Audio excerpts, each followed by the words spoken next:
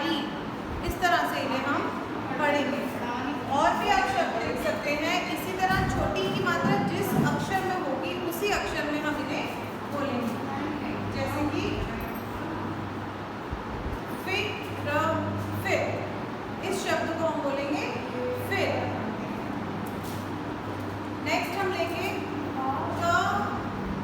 कवि।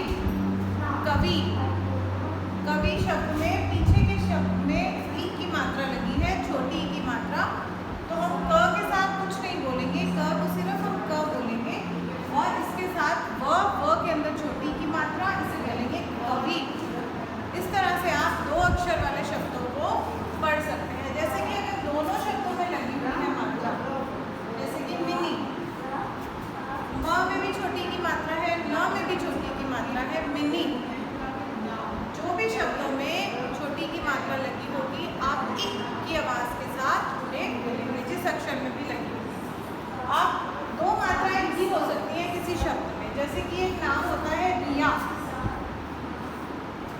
इसमें र में छोटी की मात्रा है और क्योंकि आ की मात्रा आपको कराई जा चुकी है तो ये य के साथ आ, या, रि, या, रिया।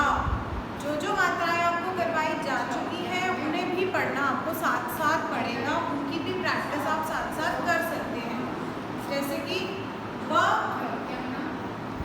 छी, या, बछिया।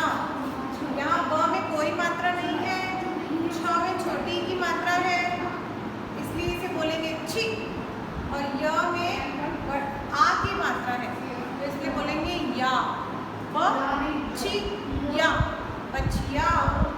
इसी तरह ब, री, या, बढ़िया। इस तरह तीन अक्षर वाले शब्द भी आप आसानी से पढ़ सकते हैं।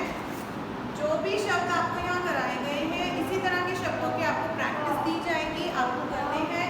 और भी बड़े बड़े शब्द होते हैं वो भी अब आप पढ़ सकते हैं, जैसे कि 4 अक्षर के शब्द हैं सिलसिला,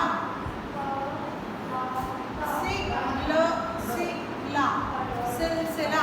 इसमें मैंने आपको कल भी बताया था कि जब हम 4 अक्षर वाले शब्द पढ़ते हैं तो हम पहले 2 अक्षरों को एक साथ पढ़ते हैं और बाद के 2 अक्षरों को एक साथ पढ़ते हैं। सिलसिला, सिलसिला।